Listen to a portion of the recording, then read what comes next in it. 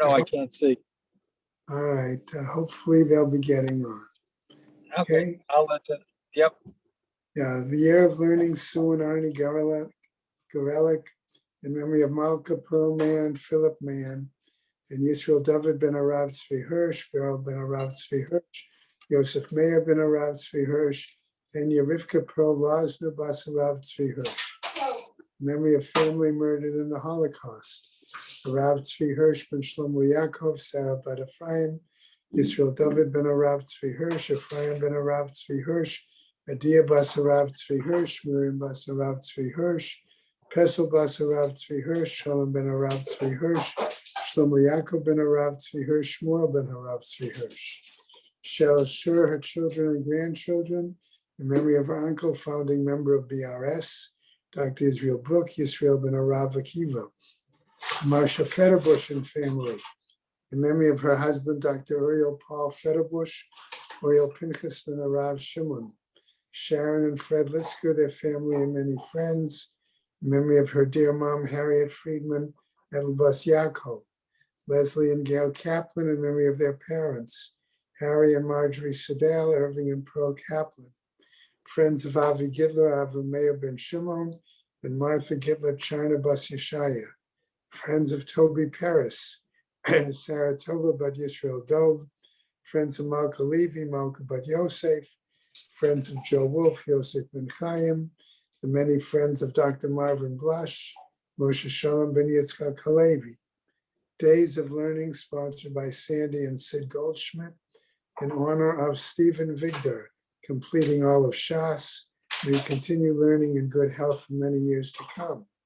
Hakarat Hatov to Norman Nissel and Benny Benjamin for the daily Chumash class. Hakarat Hatov to CTO Clay Kodesh and administration. Okay, then we go to month of learning. Harry and Mel Haller, in memory of her father, Yosef Eliezer ben Tzvi Hirsch. Stanley Presser, in memory of his wife, Chayalea Basev HaKohen. Mindel and David Sheslow, in memory of her mother, Shosha Bat Be'ele. The Week of Learning by Aviva Hochsander Sulzberger. Oshander Sulzberger, in memory of her late husband, Ephraim ben Yitzchak Aryeh, and Vernon Sulzberg as well, in memory of her mother, Malka Bat Yisachar. Marcia and Gary Schrager, in memory of her father, Shmuel ben Meir. A Day of Learning and Torah Fund, that's by Gail and Milton Miller, in memory of her mother-in-law, Menucha Bat Yitzchak. Also Shmuel and Hinya Novik, in memory of his mother, Leah Bat Yaakov. Also have the following. I'll just run through a number of them because we've got the Yontif coming too. Michael and Judy Morgenstern, in memory of his father, Rav Avram Benyamin ben Arav Ya'alakov Menachem Mendel. Eli and Sheila Zimmerman, in memory of his mother, Chana Bat Yisrael Yaakov Halevi. Milton and Gail Miller, in memory of his late wife, Sylvia Bat Shmuel. Gail and Milton Miller, in memory of his aunt, her aunt, Boya Bat Chuna Red Bear. Bob and Judy Thaler, in memory of his father, David Eliyahu ben Chaim Yaakov. David and Cheryl was Wazowski, in memory of his mother, Rivka Bat Binyamin Mordechai. Zahava Baum, in memory of her mother, Kayla Bat Eliyahu. Bob and Paul Berg, in memory of his mother, Hannah Bat Yisrael Elimelech Cohen. Francine Kane, in memory of her father, Nissen Yehuda ben Yitzchak Yosef. Eva Weinberger, in memory of the Wechter family killed in the Holocaust. That covers most of the week. May the Shemas have an Aliyah, Crank Rafia, Velti Yeshiva Shema Tzliya, and L'chol B'nai Yisrael, including the bench Yah. I see Zev is there. Fine. Okay. And Erwin, I don't see him, but he's here. Okay, Harvey, good. And I think Steve told us he was going to be away for Yontif. And Marvin also said he's away for Yontif. Ted, wherever he is, hopefully he'll join in. Okay, was everybody able to get through Lamed Dalet? Yes. Okay. All right, so I want to just quickly review the Mishnah. on Lamed Dalet Amud Beis, okay, that talked about the certain things. And towards the end of the Mishnah, it spoke about the garments, the linen garments. Some were from an Egyptian city, Pelusium. Others were from India, okay, and that they had to be, the amount was 30 mana in terms of the worth of the total garments. Okay, and they could divide that either way, okay, in terms of whether the morning garments should be fancier than the evening garments. That tended to be the attitude, okay? So let's go on to Lamed Hey Amud Aleph, the Gemara here, okay, short piece. Gemara says, "My parva." What do we mean? Why does this? Remember, why was this chamber called after this individual? Right? Amar Rav Yosef, Parva Amgusha. That Parva was the name of a Persian sorcerer or magi. Those were the priests of Persia that dealt with the Zoroastrian religion. Okay, so why would you want to name a chamber in the Beis Hamikdash after this non-Jew, especially if he was a priest of a foreign nation, right?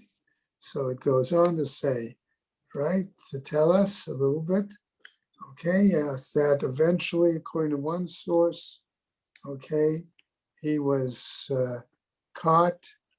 He tried to determine certain things by digging a underground tunnel, and he was caught and put to death as a result. And in this case, that is one of the explanations as a reminder to people, okay, of this situation. So, Parsu Sudin al Shabutz. Why did they spread the sheet of fine linen? Ma'ishna Shabutz. Why specifically? What's so unique or different about this sheet? Amar Rav Kahana, says Rav Kahana, Kadeshi Akish Avodat Hayom Bevigdei Butz.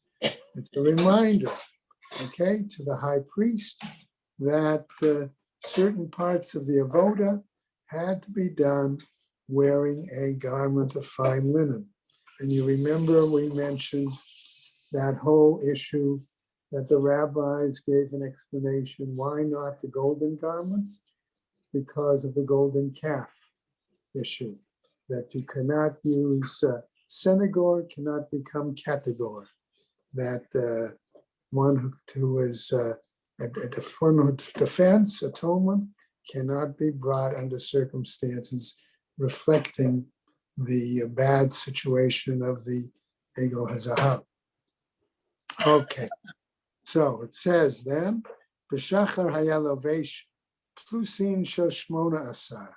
He was wearing garments from this city that were a value of 18 mana, all right? Vatana minyana ata la'ashmoin. And so why should the Tana find it so important to tell us the total value of this gold, right?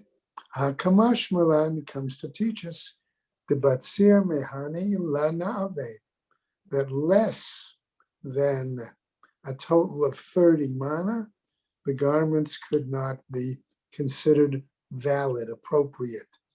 Okay? Ha Ibatsir Mehani Utfe Mehani Lit Lanba. Okay? That the money came from the community offerings, right? It was community money. So that had to come, that 30 mana, okay, had to come from them. If the Kohen Gadol wanted something fancier, he had to pay for it out of his own pocket. Okay? So then Gemara picks up the Kuli Alma Mihat the Shachar Adife. Everyone, however, agrees, namely Rabbi Meir and the rabbis, that the morning clothes are superior, that they need to be more valuable than the afternoon. Amar Rav Huna Bereda Rav Ilai. What did he say? Okay, Amar Kras is the pasuk bad, bad, bad. In other words, the word linen is actually mentioned 3 times in the pasuk. Okay, bad mufkar babad. My Understood book to says me? 4 times. Yeah. What pasuk are you citing? I said, Right, my book says 4 times. Yeah. Okay, Leviticus 16:4. I don't have it here. Right here, they didn't print it out. Okay. Does Art Scrolls cite the pasuk specifically? 8. No, Leviticus. it just says the morning vestments will be worth 12 and that's all. Vayikra 16:4. Okay. So in other words, referring to the fact that there's linen here it is. Oh, yes, I do, yeah, I'm Yeah, sorry. a linen tunic, linen trousers, linen belt, and a linen mitre. Okay, so that's the pasuk that they're citing. So 4 times the word linen there is mentioned. Okay, and now we go over to Lamed Hey, Amud Beis. Meitive, but a challenge is raised here, right? And what is the challenge? It says, "V'lavshu bigadim achirim, v'lo yikadshu et ha'am b'vigdehem." Right? That you enter the gates, the inner court, clothed with linen garments, that there should be no wool. What does that mean? That they should put on other garments, so they don't sanctify the people with their garments. So in other words, certain aspects of the avoda were to be done in the gold garments, others in the linen garments. So why does the Gemara ask, what does that mean from achirim in the pasuk? Don't we mean chashuvim mehen? That means these other garments have to be more significant or important? Lo, achirim pechutin mehen. No, it tells us that these other garments need to be inferior, less than them. Okay, so in other words, that the linen garments are worn for the, if we want to call it the actual atonement aspects, right? And therefore the example of removing the spoon and the coal pan from the Kodesh Kadosh. Okay, going on. Tani Rav Huna Bar Yehuda. Okay, Ve Amrei, and others say La Rav Shmuel Bar Yehuda, that it was Rav Shmuel Bar Yehuda.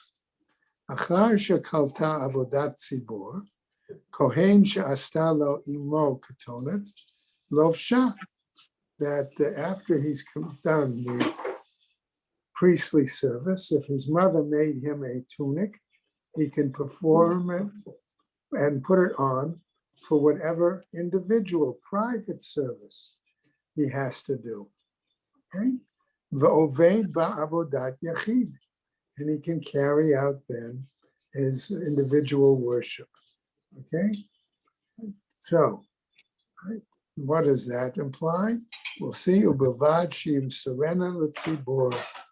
So long as it's clear that ultimately he donates or guarantees that that garment really is now public property.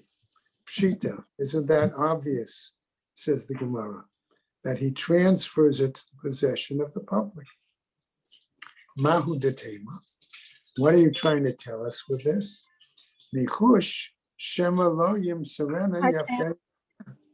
Okay, he's saying basically, We are in the car and Daddy okay, is what we're listening to saying that. is that perhaps he Yeah, might go have into the given over fruit store. wholeheartedly. I need Amrula. fruit and vegetables I'll and I need challah rolls. That's it. Mute. Okay, Yeah. someone What's needs going on to, with you? Needs to be on mute. someone needs to mute there. Greenberg, I'm gonna, okay, Yeah, okay. I'll call you back. Yeah, I know. You're supposed to mute it. okay, Apologize. okay. All right, so what happens? So there's concern whether he wholeheartedly transferred it to the public. All right. Yafekama Shmalan comes to teach us. Amru alav Rabbi Yishmael ben Papi. So that you said in regards to this example of a Kohen giving over his personal garment to the community, Sha'astalo imo ketonat shel me'at mana, that his mother made him a tunic, a garment worth 100 mana, v'lovsha, and he put it on, v'oved ba'avodat yachid, and he carried out an individual part of the individual service, right? Umasara litzibur, and then he transferred the ownership to the public. So, based on this example, another story comes up. Amru alav al Rabbi Eliezer ben Charsum. They told the following regarding Eliezer ben Charsum. She'astalo imo ketonat mishtei ribo, that his mother made him a garment, a tunic worth 20,000 dinars. Okay, right? What happened? V'lo hinichuhu echav hakohanim l'lovsha, but his fellow Kohanim didn't permit him to wear it. Why? Mipnei shenir'eh ka'arom. Why? Because it was such fine linen that it stuck to his body. Okay, remember, linen is very thin. In a sweaty climate, it's going to, and with the fire and everything there around the base of Mikdash, it would stick to his body. And they thought it appeared as if he was almost naked. Right? Umay mitchaze. So what does it mean that it appeared like that? V'ha'amar mar, as the master says, chutan kaful shisha, that the threads of this garment were 6 times folded over. Amar Abaye kechamra b'mizga. In other words, it was so thin, okay, that it was like seeing something, a liquid through glass. That's what he's comparing it to, a glass cup. Okay, new piece from our Gemara. Since we mentioned Rabbi Elazar ben Charsum, no, and apparently the wealth of his mother or his family, the rabbis wanted to cite another piece, which is a Agadita. And so that's why this Amud is a bit longer, but some of the Agadita is fairly straightforward. Okay. Tanu Rabbanan, says the Braita. Ani va'ashir v'rasha ba'in ladin. You have 3 individuals. Okay, one is a poor person, one is a rich person, one is a wicked person. And they come to judgment, meaning they appear at the time of their passing before the heavenly court. La'ani omrim lo. To the poor person, they say to him, Mipnei ma lo asakt b'Torah. What reason can you give that you didn't involve in Torah study? And remember, elsewhere in the Gemara, it lists a number of questions that the person is asked when they reach the heavenly court. And I remember there was a book written some time back based on that episode in the Gemara. Okay? If I remember the exact book, I'll mention it. Anyway, what happens? What does the poor person say? Right? Omer, if he says, Ani hayiti v'tarud b'mazonotai. I was poor and I was busy just being preoccupied with getting my foodstuffs, my basic sustenance. Omrim lo, klum ani hayita yoter mihillel. Were you any poorer than the sage Hillel? And here, of course, is the famous Agadita that so many of us, I'm sure, will remember, right? Hillel on the roof of the base medrash.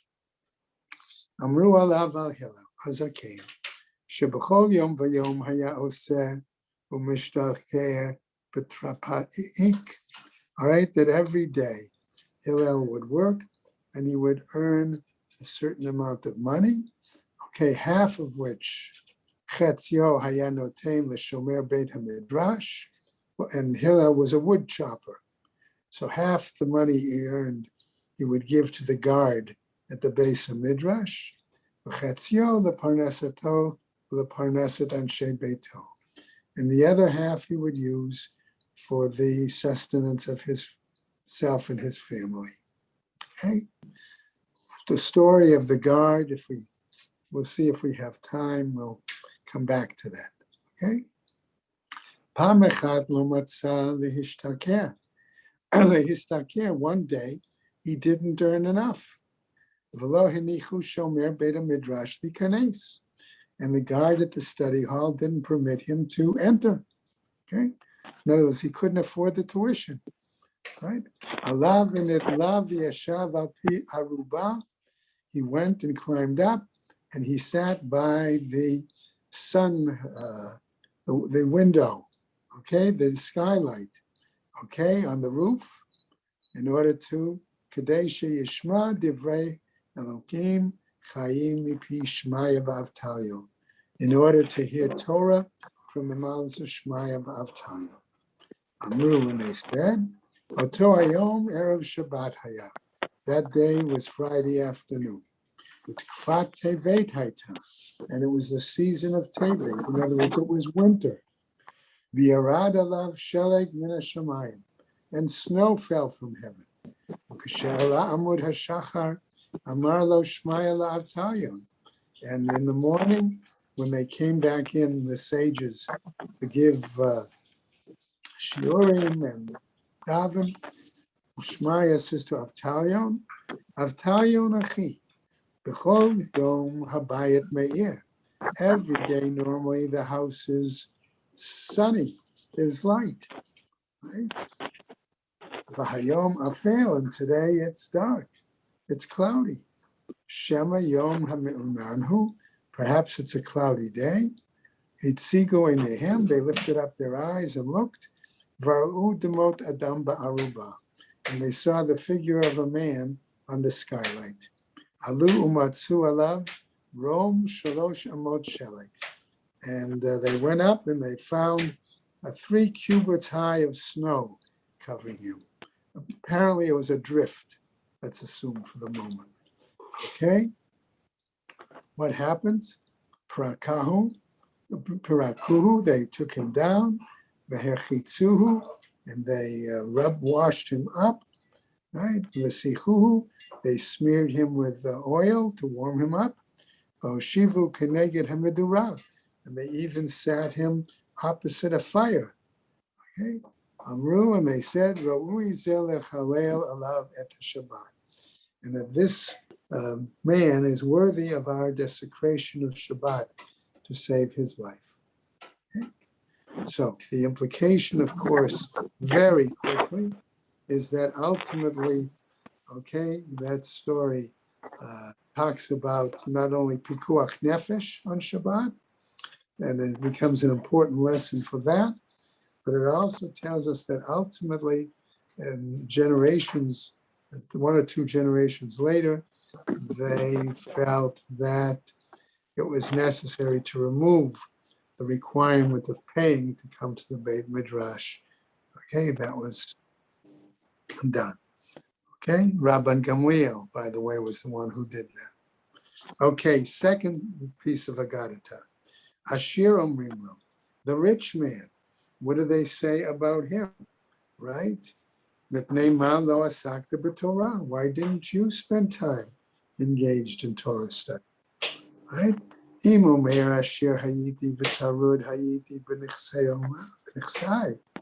If they say I was busy with and preoccupied managing all my possessions,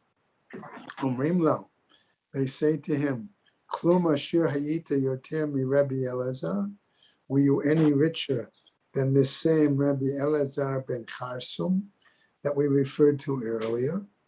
Okay. Amru alav Rabbi Elazar ben Charsum, shehiniach lo aviv 1,000 ayarot b'yabasha, v'chenegdan 1,000 sfinot bayam. That they said that his father had bequeathed to Rabbi Elazar ben Charsum 1,000 towns along the seashore and 1,000 ships in order to traverse back and forth from among the towns. Right? Ubechol yom vayom notel ne'od shel kemach al ktefo umehelech umeir la'ir umedina lemedina lilmod Torah. And each day he would travel himself with a leather jug of flour on his shoulders. He would carry it from one city to another to be part of as if he was one of his workmen, and spend time studying in that town, in that city, the Torah. And then time after the ship was unloaded, a new ship was come on, he would bring his pekel on and gather on the ship. So what happened, said the Torah, the Gemara, the Gadata?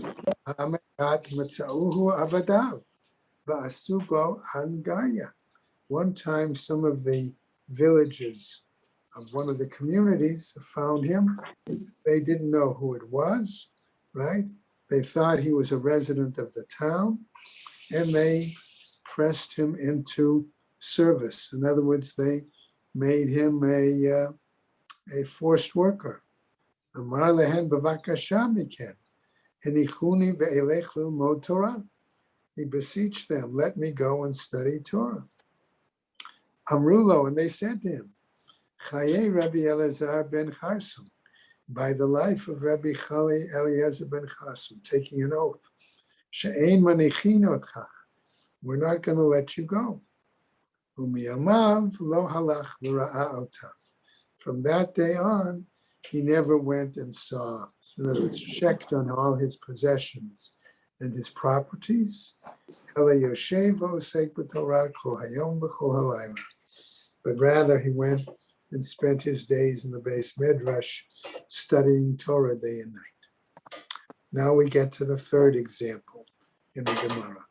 Okay, Rasha, the wicked person.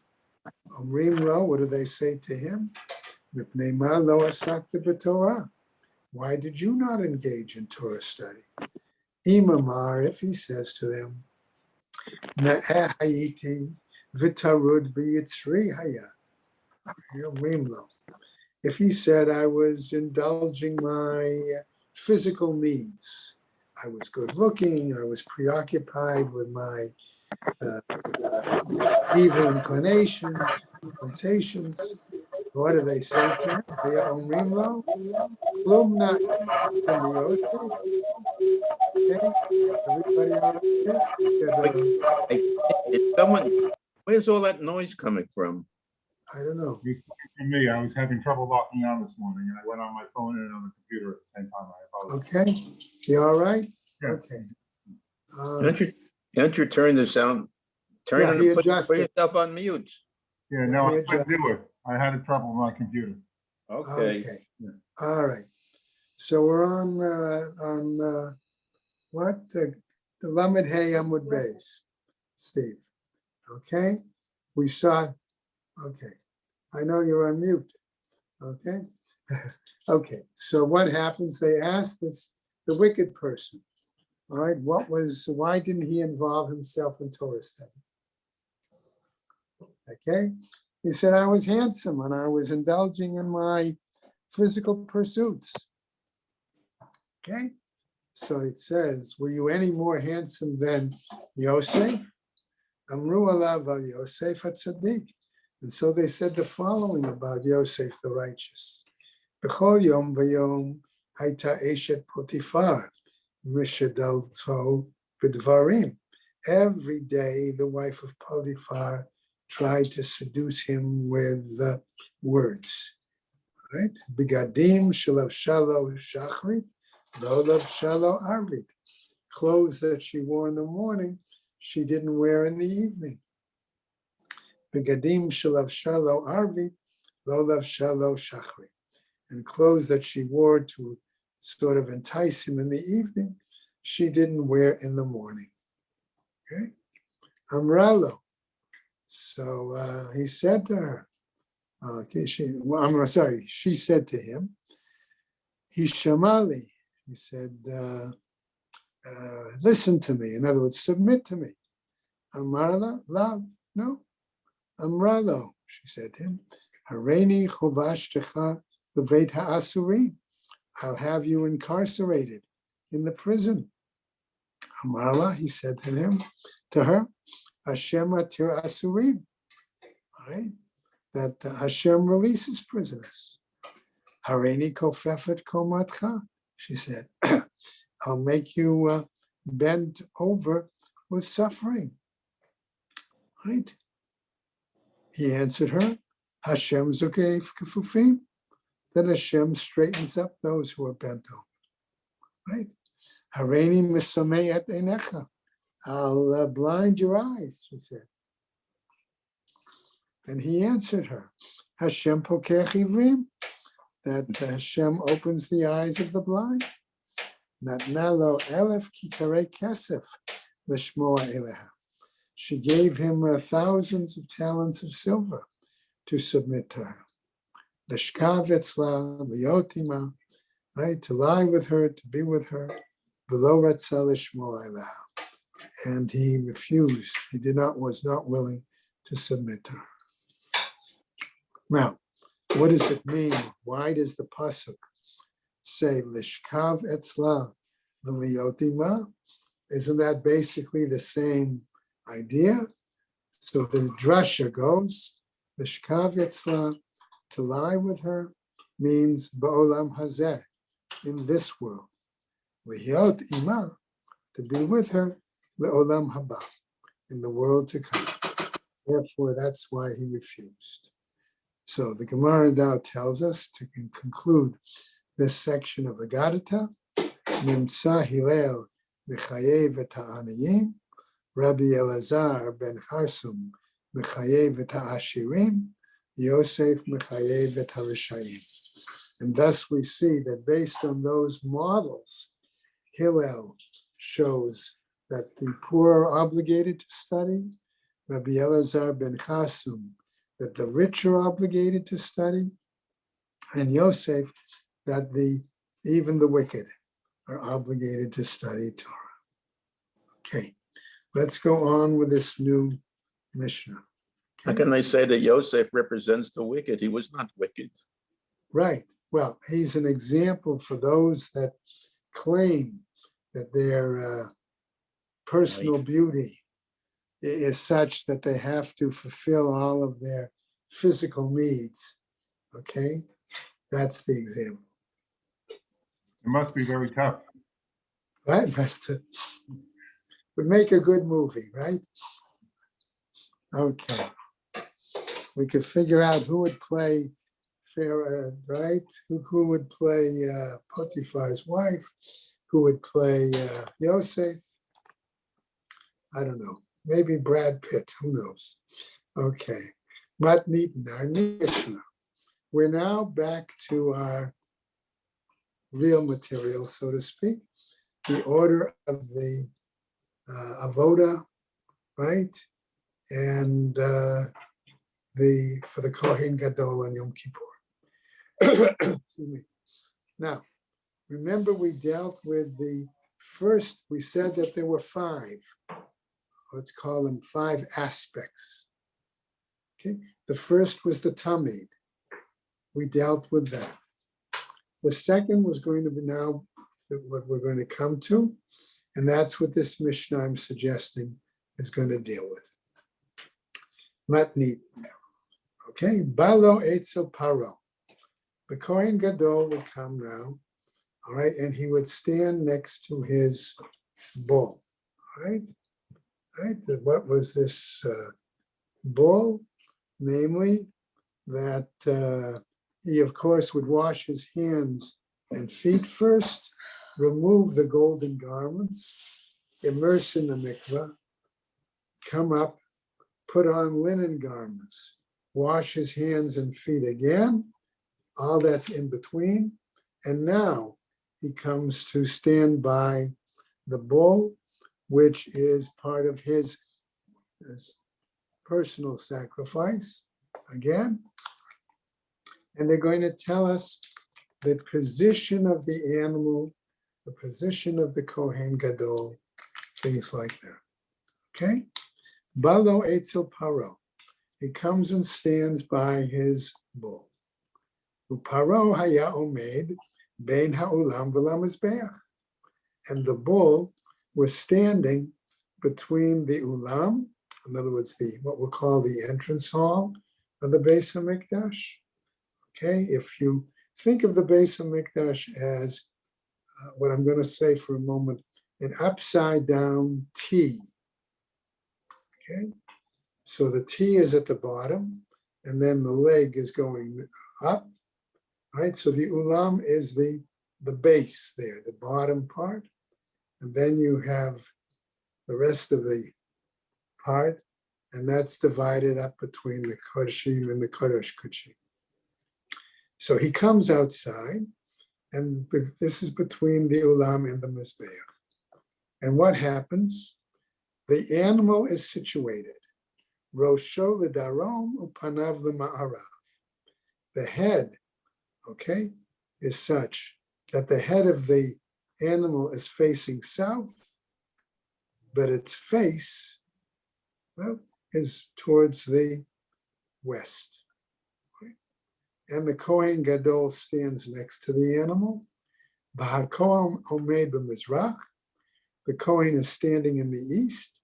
Upanav l'ma'arav. And his face is in the west. Okay? So, if you will, the animal's head is turned. Okay? And he and the animal should now be facing the same direction, right? What does the Kohen Gadol do next? V'somech shtei yadav alav u'metvada. And the Kohen Gadol puts his two hands down on the head of the animal between the horns, and he now is about to make his confession. Okay? So we now want to see what words are found according to this Mishnah as the confession of the Kohen Gadol. The Kachaya Omer, and this is what he said. Ana Hashem, please Hashem. Aviti, I have sinned. Pashati, I have done wrong. Chatati, okay, I have done strong sins against you. Ani uveti, I and my, yes, Zev, you want to ask a question? No? Okay. So we have three phrases, aviti, pashati, chatati. Okay? And we're translating them differently. I've sinned, I've done exceedingly wrong, I have committed serious sins. I and my household. Ana Hashem, a second time, please Hashem.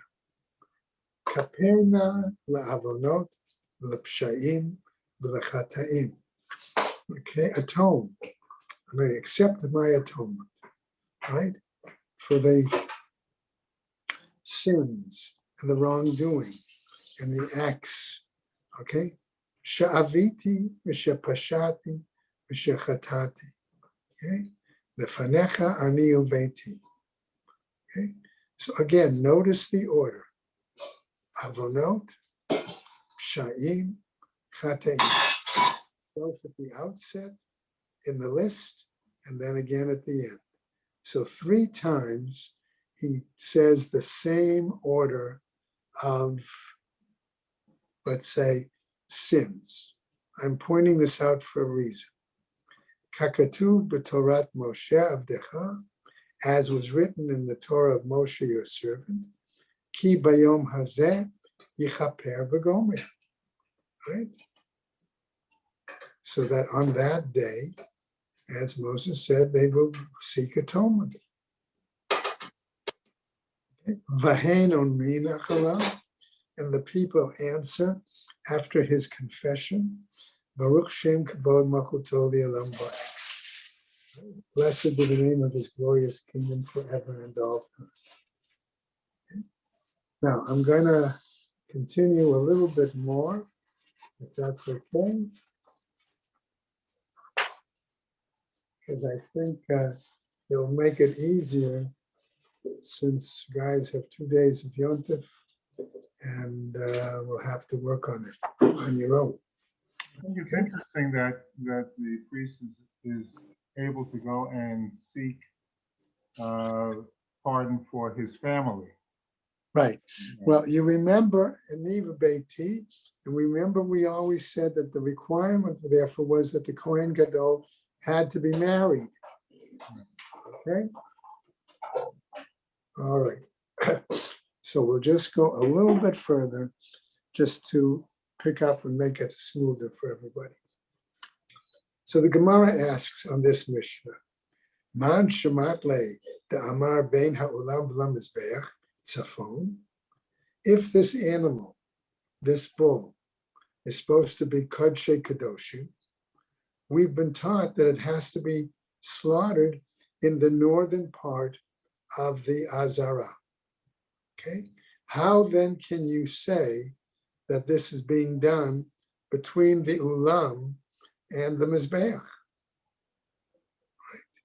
That's the question the Gemara is asking here, right? Who says, Man Shamata, who has learned this and tells us, the Amar Bein Ha'ulam B'la Mizbeach Tzafon? Who says that that the area where this animal, where the confession takes place, and then immediately the animal is sacrificed right there on the spot, that's the appropriate place? So the Gemara tries to answer that question. Rabbi Elazar, Rabbi Shimon, it's Rabbi Elazar, the son of Rabbi Shimon, the Tanya, who teaches as follows: Ezahu Tzafon. Where do we decide what the area of the north is? Mikir shel mizbeach tzafoni v'ad kotel ha'azara. Okay, we said it's from the area of the northern wall of the altar until the wall of the temple courtyard. U'keneged kol hamizbeach kulo tzafon. Okay, and opposite the entire altar, thus is considered the north. Divrei Rabbi Yossi b'Rabbi Yehuda. Okay, so he says something a little more. The entire altar area, says Rabbi Yossi, is son of Rabbi Yehuda. Okay, now a third opinion. Okay, but this is really Rabbi Elazar coming back. Rabbi Elazar b'Rabbi Shimon mosif af bein ha'olam v'la mizbeach. Okay, what he's saying now is not a challenge to Rabbi Yossi b'Rabbi Yehuda, but a clarification. Okay.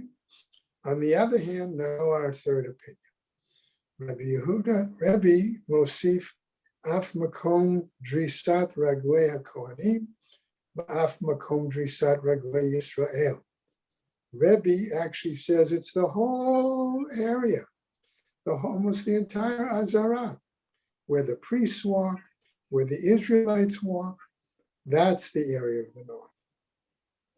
Aval min hachalifot v'lifnim, but from the chamber of the knives, okay, hakol modim shepasul. If it's done that far south in the Azara, that renders it inappropriate, invalid. Okay. So let's just go over a bit. Okay. What do we see? Lema Rabbi Elazar b'Rabbi Shimon. This seems to suggest that our Mishnah here is Rabbi Eliezer b'Rabbi Shimon, v'lo Rabbi, and not according to Rabbi's view. The Gemara says, hold on a second. Afilu tema Rabbi. You might even say that it's acceptable to Rabbi. Right? Why? The Rebbe Hashta, ad Rebbe Yossi, the Rebbe Yehuda Mosi. That really Rebbe was adding on to what Rebbe Elazar, Rebbe Yehosh Shimon was saying. That's what he was saying. Ad Rebbe Elazar, Rebbe Shimon, lo Mosi. Is it possible that Rebbe K was simply adding on? okay, and was not disagreeing with him? That's what we're asking. Anan hachika amrinan. This is what we're saying. Rebbe he, if it's the view of Rebbe, nokme bekula azara, then we should understand our Mishnah to say that Rebbe's view, Rebbe is basically that you can stand the bull up within the entire courtyard. And it doesn't have to dafka be between the ulam and the mizbeach, right? Elamai, what is it then? Rabbi Eliezer, Rabbi Elazar, but Rabbi Shimi, v'nokme bein mizbeach l'kotel. No, it must really be that it's the view of Rabbi Elazar, but Rabbi Shimon, and that's why we say that the ox is there, dafka between, specifically between the ulam, okay? That the area of the north is between the altar and the wall. So the Gemara wants to finish up this discussion. So what do you have to say here? Right? Mishum chulsha de kohen gadol. The answer is, why did they bring it this close? Right? Because what happens if the kohen gadol is old or he's weak? Okay, you don't want him to have to go too far, right? The Rabbi Nami, right? For Rabbi also, we could use the same rationale. Mishum chulsha de kohen gadol. We could use the same explanation, okay? And that's where we're going to stop, all right? Because the next part starts dealing with the location of the animal, how it's facing, okay? And what happens then about the priest, the High Kohen Gadol, putting his hands on the animal and basically doing his vidui. Okay, just preview of coming attractions real quick. Okay, right. So notice we kept saying that the order of the confession was a certain order. Okay, that they said avonot were first, pishaim was second, and the others shkagot were third. That is going to be the next main topic that the Gemara wants to clarify. You listed this order, okay? What's the proof that it should be in that order? Can we cite psukim that follow that order? And what happens if we have psukim, we have verses from the Torah that show a different order? Why then did the Kohen Gadol follow this particular order? Okay, and that's where the Gemara is going to take us, okay, over the next daf or two, right? So I want to wish everybody a Chag Sameach, okay, a good Shavuos, a good Yontef, and be well and enjoy the learning that's going to be there. And we're going to try to find some learning here too in Jerusalem as well. Okay? Everybody stay well and take care. Whether you're there, okay, in the Central Village, or Steve, where you are, or if Marvin, where he is as well. Okay? Take care, everybody. Stay safe. Have a safe Yom Tov in Yerushalayim. Shouldn't have any Thank you. God willing, right.